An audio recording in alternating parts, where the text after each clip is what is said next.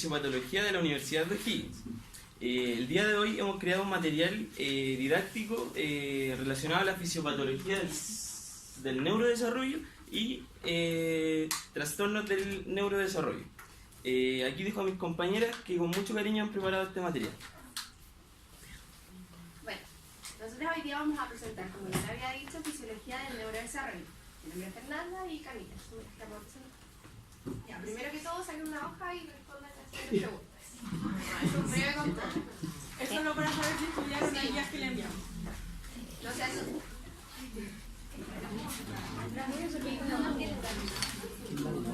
Son 5 minutos, chiquillos.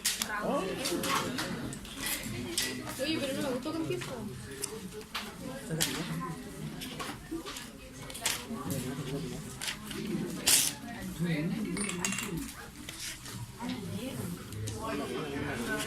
Sí, la pasa ya. Sí, las van pasando después. ¿Con nombre? Sí, sí, nombre. Con nombre. Sí, pero a ver cuánto saben. Con nombre. Para ver si leyeron la guía.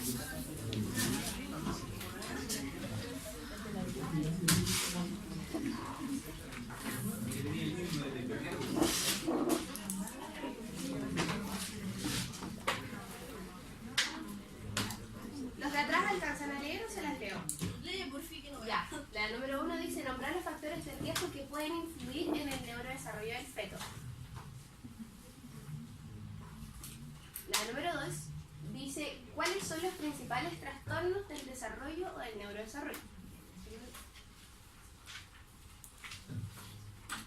Y la número 3, nombrar y explicar al menos 2 etapas del neurodesarrollo.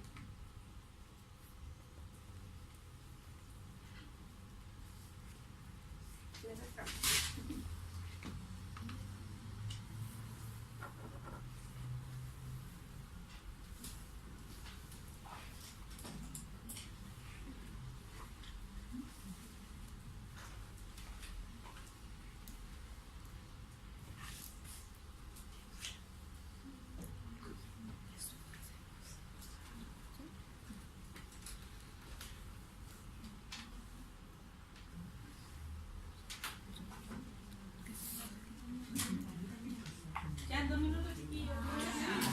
Ya, algo cortito, no. Entonces, si no alcanzan a explicar, al menos nombren las de abajo, las etapas.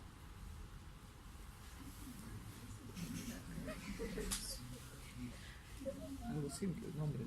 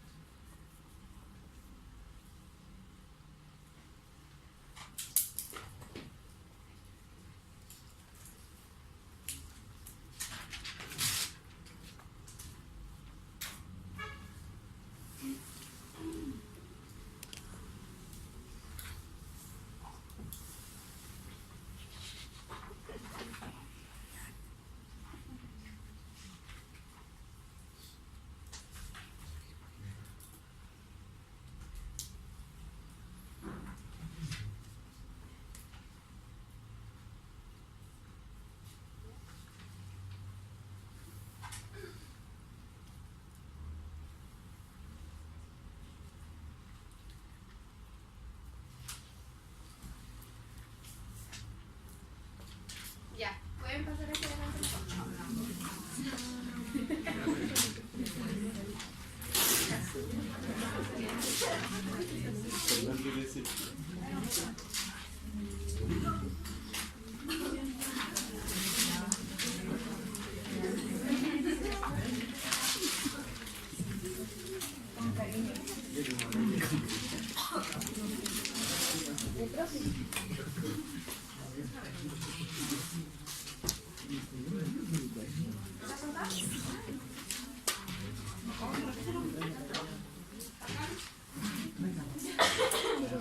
¿No traía las preguntas? Una hojita. ¿Esto va a ser con el Wikino, cierto? No, pues esto es importante. No, esto yo lo corto. No, esto yo lo corto después.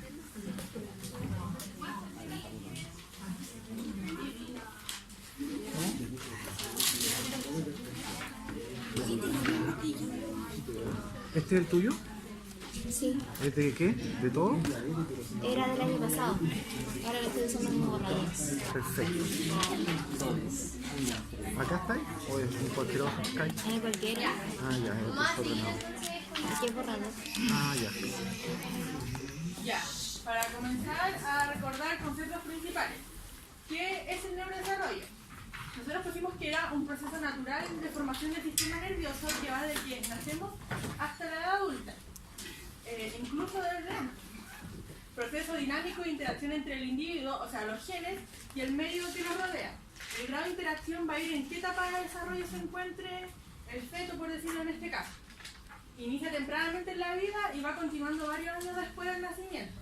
Por ejemplo, tenemos, no sé, la formación de neuronas que se da en la 4ª semana y va hasta el 4º mes, por eso decimos que va como después de que nace, o desde el mismo tiempo en el que se está gestando. Periodos críticos para el desarrollo normal del cerebro, también tenemos que los vamos a mencionar más adelante. ¿Qué son los trastornos del neurodesarrollo? Es una base neurológica que afecta a la adquisición o retención o la aplicación de habilidades específicas, como la atención, la memoria, la resolución de problemas, la interacción social, que es como la que más afecta en este caso, entre otros.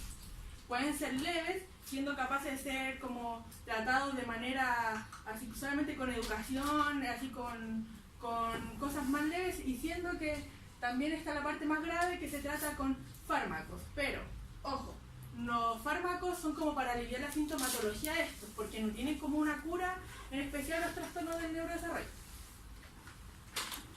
Bueno, lo principal es que vamos a explicar primero la fisiología del neurodesarrollo, o sea, el proceso de formación, y posteriormente los trastornos. El cerebro del feto comienza a formarse incluso antes de que la mamá sepa que está embarazada. El cerebro comienza a formarse desde la 4ª semana de gestación y va a comenzar un proceso de rápido desarrollo de sus células neuronales hasta el 4º mes de gestación. Ese es el proceso más rápido. Se dice que cerca del al 3er mes de gestación es cuando el sistema nervioso está lo suficientemente desarrollado como para poder reaccionar frente a reflejos básicos como estirarse, doblar los brazos, etc. Al 4º mes de gestación ya habría una conexión entre los ojos y el oído a nivel cerebral, donde los bebés van a ser capaces de reaccionar a estímulos de luz o a sonidos. Al 5º mes de gestación ya existiría un control motor en donde los movimientos corporales de este feto estarían levemente, un poco más controlados, y al 6º mes de gestación es donde desciende esta formación rápida de neuronas y comienza ya a establecerse estas conexiones entre cada una de ellas. Y es aquí donde se puede visualizar un leve acostumbramiento del feto a ciertos estímulos que sean repetitivos. Las etapas del desarrollo cerebral, si bien no están delimitadas, como aquí comienza tal proceso y termina, son etapas que se van a ir superponiendo entre otras, y las podríamos dividir en 7. Si bien las primeras van a ser como lo que trataría el desarrollo en sí, abajo hablaríamos de lo que ya sería maduración, organización, diferenciación de estas células.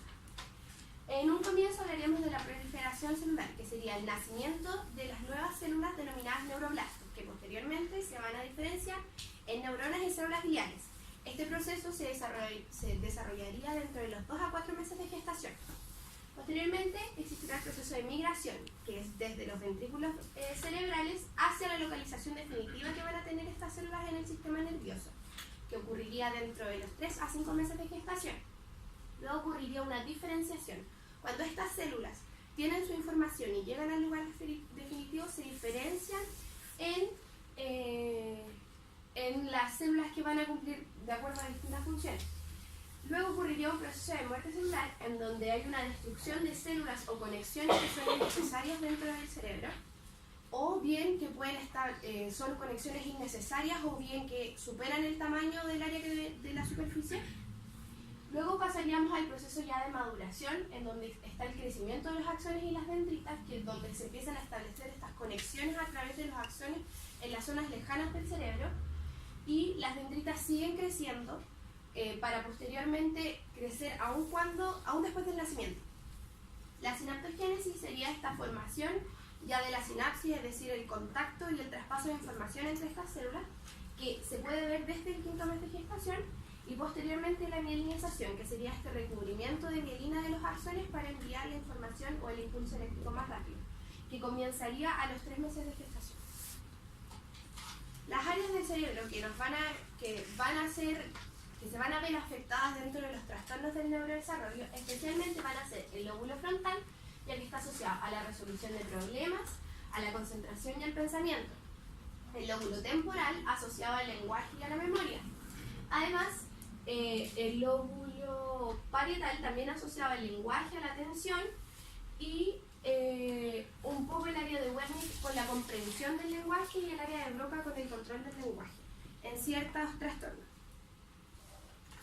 Ya, ahora como para asociarlo a los factores de riesgo que ocurren dentro del desarrollo o el neurodesarrollo, tenemos muchos factores, como pueden verlo aquí, que no sabemos de qué manera afecta a cada uno a qué parte del neurodesarrollo, pero sí sabemos que sí tienen una importancia y que sí afectan. Por ejemplo, tenemos la estimulación psicosensorial, la estimulación afectiva, la relación madre-hijo. Todos estos van a ir afectando a lo que va a ser el neurodesarrollo normal, por decirlo de una forma, pero nosotros nos vamos a centrar en lo que es los endógenos y los exógenos. En los endógenos tenemos la herencia genética y los factores epigenéticos.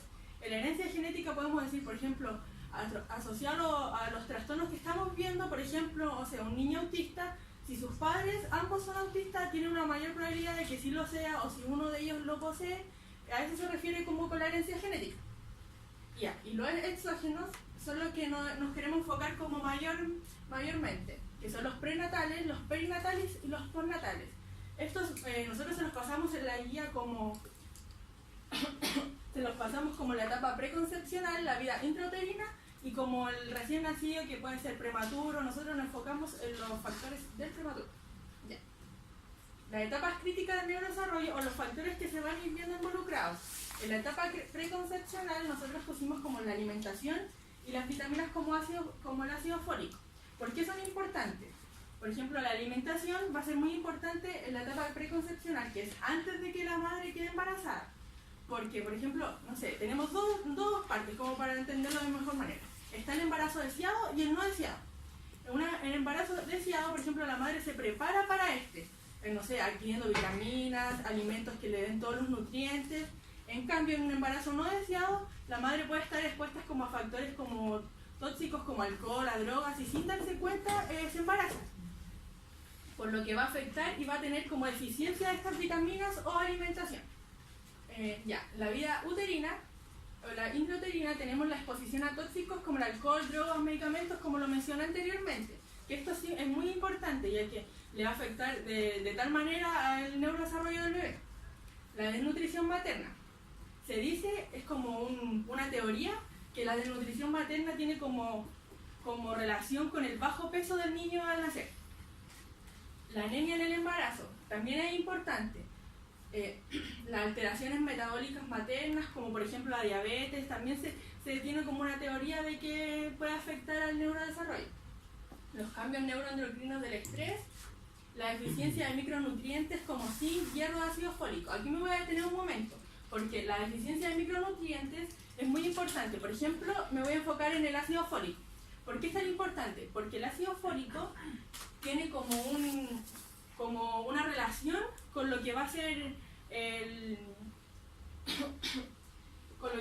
tubo neural, con el desarrollo del tubo neural. Por ejemplo, el tubo neural comienza a formar a la tercera semana de gestación. Por ende, si hay como deficiencia de ácido fólico, de esta vitamina, como que va a haber un mayor como riesgo a tener un trastorno o algo parecido. Radiaciones, enfermedades genéticas también va a influir, y el estrés durante el embarazo. El estrés también es importante porque sí va a tener como un ambiente desfavorable el bebé en el útero. Recién nacido, bajo peso o el prematuro. Nosotros nos enfocamos cuando ya nace, nos enfocamos en lo prematuro. Los prematuros extremos son de menor a 28 semanas y los prematuros son entre 22 y 32 semanas. ¿Por qué son importantes los prematuros? Porque se dice como una teoría también, ya que todos estos trastornos como que no tienen algo así como como que no están así establecidos de ya, esto va a pasar sí o sí. Los prematuros extremos son de menor a 28 semanas y se dice que tienen como un pobre desarrollo cognitivo, que pueden como nacer con eso, que van a tener funciones motoras como bajas y así. Los prematuros entre 22 y 32 semanas de gestación se dice que van a tener como problemas como en el área de la conducta, como hiperactividad, problemas emocionales y eso. Para terminar con las etapas críticas, quiere decir que estos son solamente factores. Que, por ejemplo, si no sé, la madre tiene desnutrición materna, no es sí o sí que el bebé vaya a nacer como con bajo peso. Son solamente factores que puede que pase o puede que no. Ya, yo quiero que nos pensemos todos desde el lado de la enfermería en qué momento nos va a ser útil que nosotros sepamos que hay etapas críticas del neurodesarrollo. Por ejemplo, nosotros en qué momento, en qué situación nos podemos topar una mamá que esté en la etapa preconcepcional. ¿Alguno se le ocurre?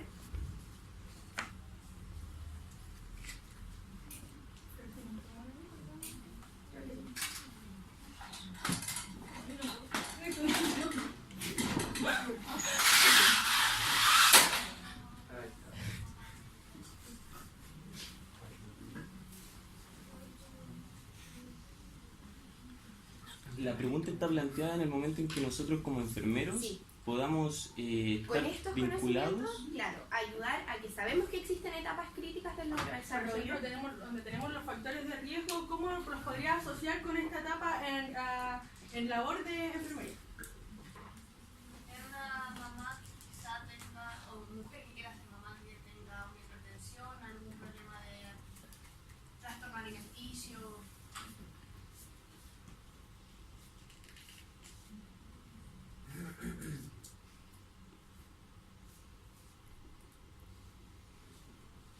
¿Algo más?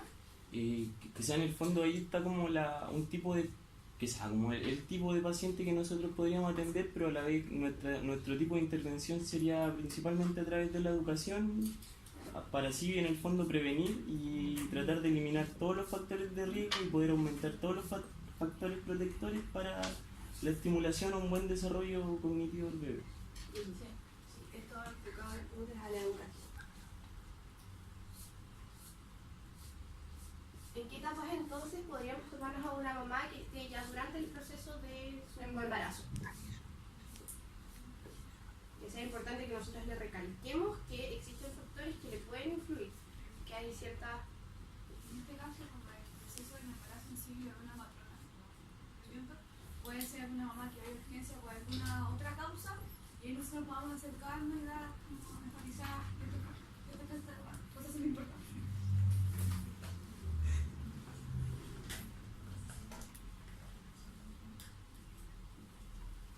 ¿Podría ser verificar si está consumiendo ácido fólico?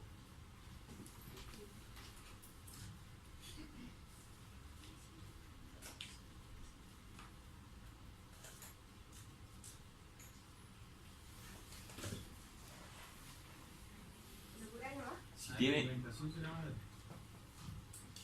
Pero ¿cómo sería, en qué caso tendría que nosotros tenemos que aportar en la educación de la alimentación?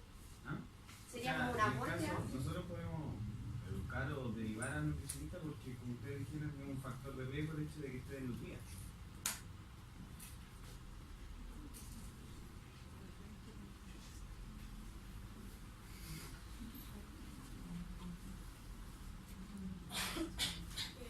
También controlar la presión arterial y la diabetes durante el embarazo.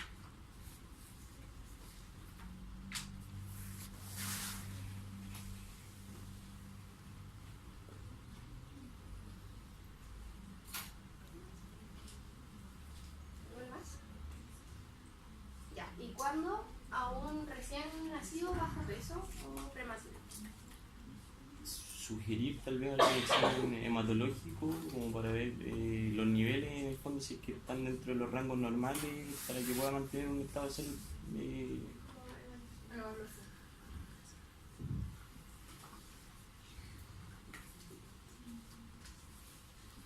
¿Algo más se le ocurre?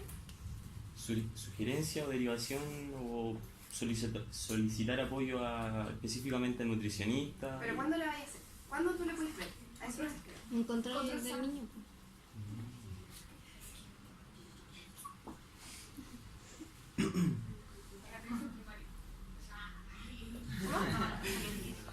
¿Qué?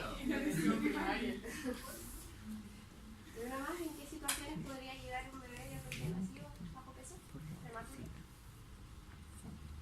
sirva como recalcarle en este caso a la mamá que existen etapas o existen factores que le pueden influir en el neurodesarrollo.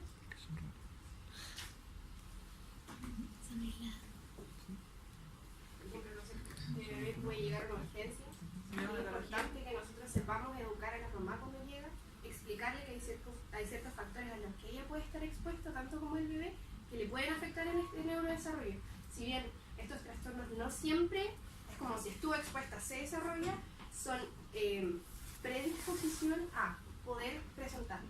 Entonces es súper importante que en todo caso en que nosotros estemos en contacto con este como proceso, desde que antes que quede embarazada, durante el embarazo y posterior al embarazo, es importante recalcar estas cosas y tener en mente cuáles son los factores que le pueden influir siempre, tanto a la mamá como al bebé. También puede ser como en una urgencia.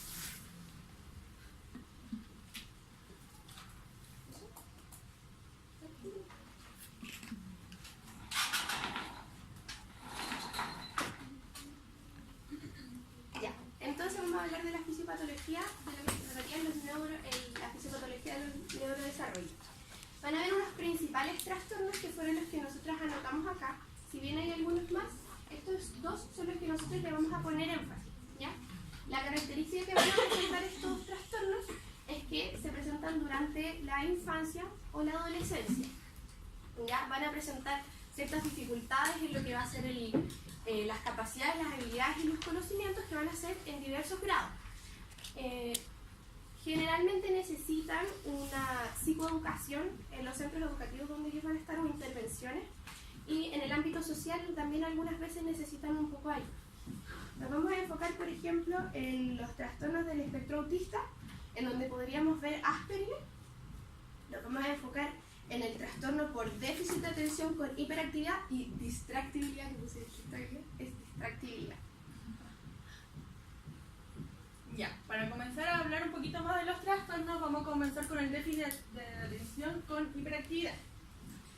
Este es un trastorno que va a tener características principales como todo trastorno, que uno los puede como hacer la relación con niños que no lo tienen, porque hay niños que poseen como alguna de estas características pero no las tienen, y ya, pues se los voy a nombrar. Generalmente comienzan temprano, es decir, como antes de los 5 años, no se presentan como después de los 7 o ya cuando ya tienen como 10 años, no se van a presentar después de esto. Poseen una falta de persistencia en actividades.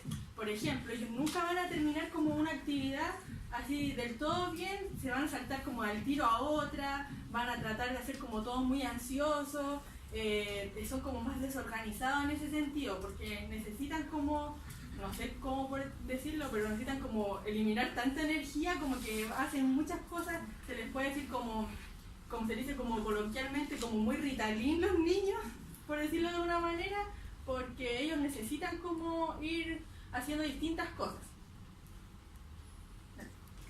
Que se caracterizan por ser niños así en el colegio, como impulsivos, hiperactivos y que no pueden prestar atención a actividades a las que ellos no le prestan tanta atención, por ejemplo, de sentarse y escribir, no les parece interesante. Le llama la atención como más las cosas como más didácticas, como en las que no requieran tanto estar en un solo lugar haciendo una cosa. Ya, nosotros en la fisiopatología de este trastorno nos vamos a enfocar en como teorías, porque cabe decir que nosotros como en los trastornos no encontramos como una fisiología concreta, una fisiopatología concreta, ya que no la hay, son solamente teorías. Nosotros en esta nos enfocamos en la que les mencionamos anteriormente, que era el factor de riesgo de niños prematuros, quienes nacen entre la semana 22 a la 32 de gestación. Tienen como mayor probabilidad de presentar déficit de atención. Nosotros lo fisiopatológico o fisiológico que encontramos en este trastorno fue que el retraso en el desarrollo de la corteza es un poquito más pequeña, específicamente en los lóbulos temporales y frontales, lo que causa un proceso de atención de actividad de las redes o las conexiones neuronales como disminuidas. Por ejemplo, nosotros buscando la información encontramos como una imagen en la que salía como un examen de una como resonancia o un escáner, en la que se veía, le hacían a un niño con déficit de atención y a un niño sano, por decirlo de una manera, en la cual las conexiones como que eran de distracción en el niño se se activaban así como muchas, en cambio el niño que era como sano no solamente estaba como concentrado en lo que estaba haciendo. Por ejemplo, en una clase, como la clase que estamos haciendo ahora, un niño con déficit de atención estaría haciendo otra cosa, mirando lo que están haciendo sus compañeros, molestando o parándose. En cambio, un niño como normal va a estar concentrado en lo que está haciendo. Por ende, las redes como que se dicen aquí, las redes de atención de distracción van a estar aumentadas en el niño con déficit de atención. Trastorno en la liberación de dopamina y noradrenalina, que estas son las encargadas de transmitir las señales en las células cerebrales. O sea, como que estas van a estar, se van a liberar como más de lo normal. Ya, y como para decir como un recordatorio, que es entre la semana 22 y 26 de gestación, se establecen las conexiones neuronales, por lo que tiene mucho énfasis, se da mucho énfasis con lo que le estamos hablando anteriormente. Ya, y como para que les quede un poquito más claro, les vamos a mostrar como un video del trastorno. El trastorno por déficit de atención con hiperactividad, o TDAH, como se conoce comúnmente, afecta a cerca de 1 de cada 20 jóvenes en todo el mundo. Puede tener un gran impacto en la vida cotidiana, en la escuela y con amigos.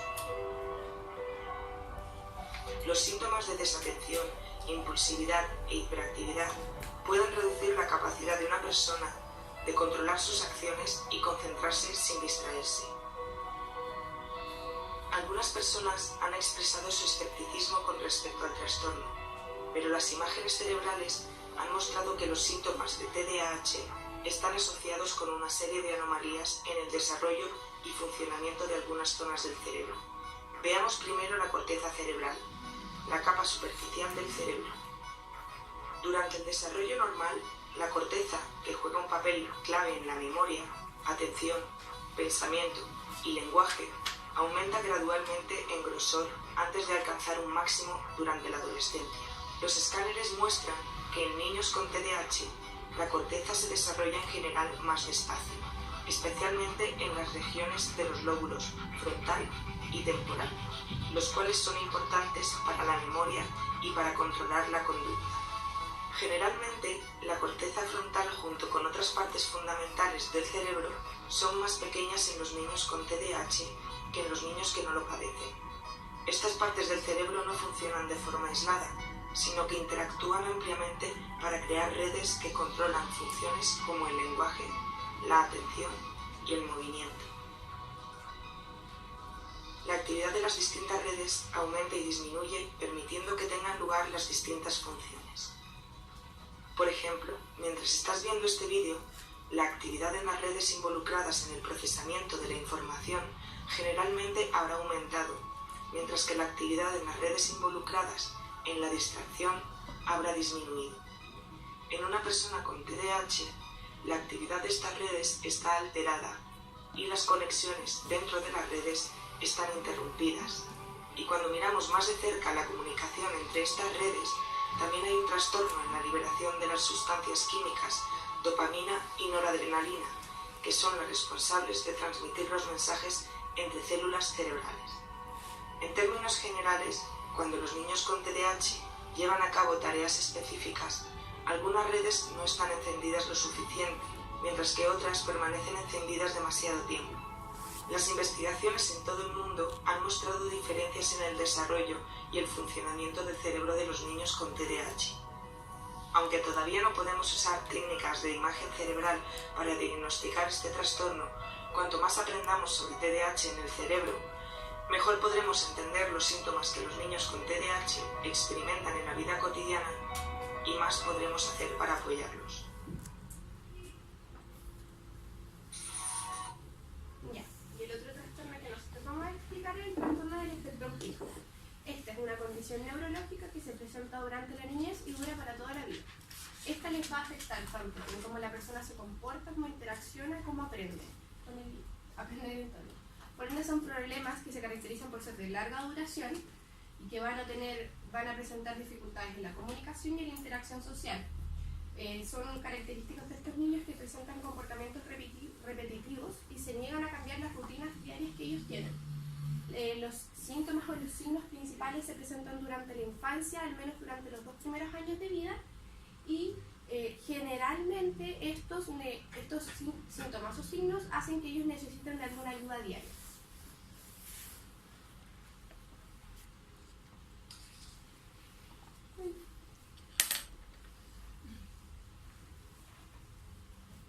Y ahí cabe destacar, igual que los niños con este síndrome, les gusta como tener todo como ordenadito.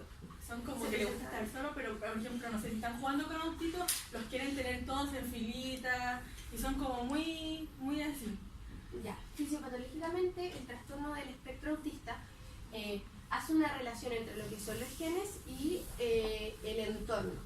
Existirían algunas teorías de que los problemas médicos familiares, la edad de los padres, factores demográficos, factores que pueden influir durante el embarazo o durante el parto, tendrían alguna relación con la presentación de este trastorno, pero algunas se especifican como la relación directa entre cada uno de ellos. Sí que cuando los niños presentan enfermedades genéticas, tendrían una mayor predisposición a presentar. Por ejemplo, la enfermedad del cromosoma X frágil. Existe aparentemente, por lo que nosotros encontramos, una docena de genes que están relacionados con la presencia del espectro autista. Y todos estos van a estar enfocados principalmente en la transmisión del impulso nervioso, o sea, en la sinapsis. Si bien dice que, por ejemplo, pueden presentar una falla genética que influya en la transmisión sináptica de este impulso. Y vamos a nosotros mostrar ahora un estudio que potencia que, por ejemplo, el cromosoma X, se investigó de un niño que presentaba este trastorno, tiene algunas de lesiones las que estarían relacionadas con la transmisión de la sinapsis.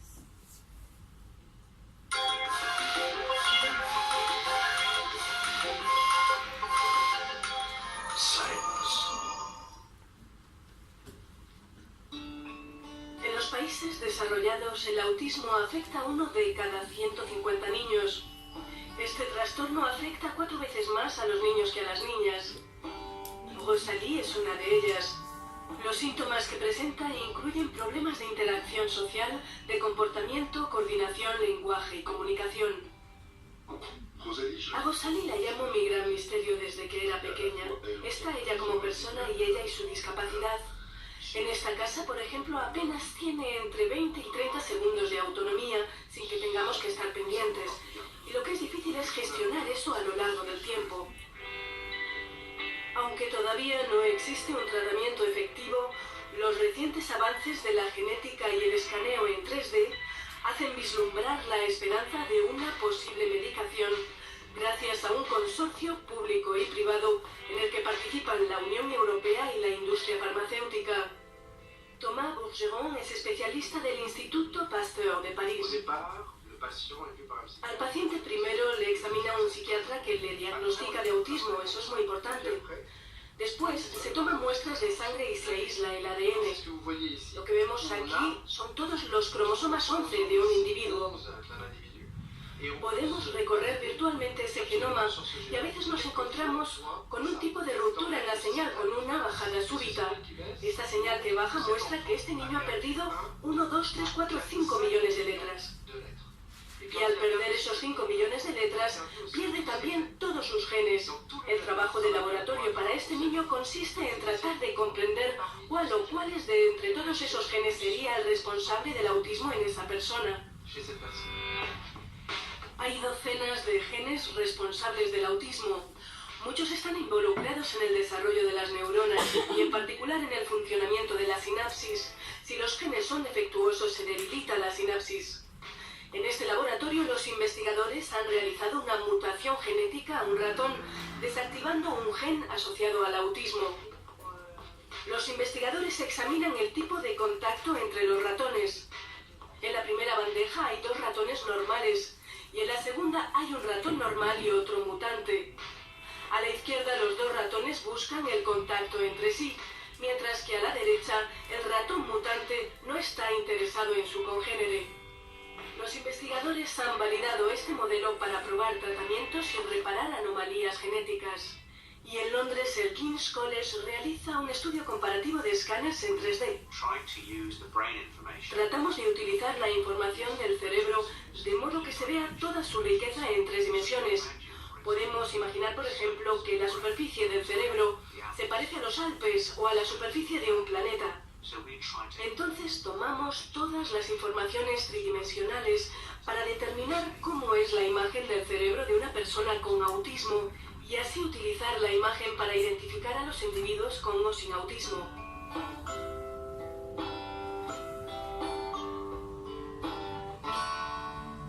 Con estos estudios y experimentos se trata de lograr no solo un nuevo diagnóstico más fiable, sino también un tratamiento para el autismo. Hemos descubierto que tenemos que unir todas las diferentes tecnologías. El escáner cerebral, que nos permite ver lo que sucede en el cerebro, los conocimientos sobre genética y sobre cuestiones de proteínas. Al reunir toda esa información podremos desarrollar los llamados biomarcadores, algo que nos sirva para medir. Porque para dosificar un tratamiento se necesita tener algún tipo de medición, y esos criterios de evaluación nos permitirán estudiar si el tratamiento es eficaz o no. El sueño de los padres de Rosalie es que su hija algún día logre una mayor autonomía.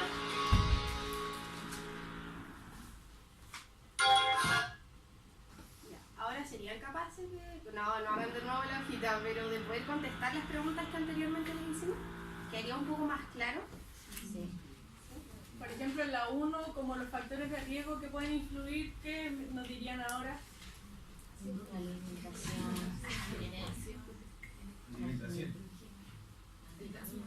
Conductas nocivas de la madre. ¿Cuáles son los principales trastornos entonces del neurodesarrollo?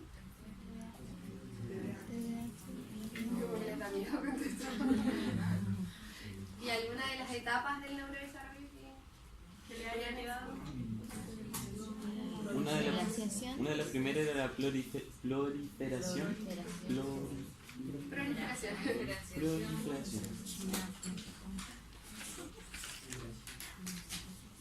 La diferenciación. Chao.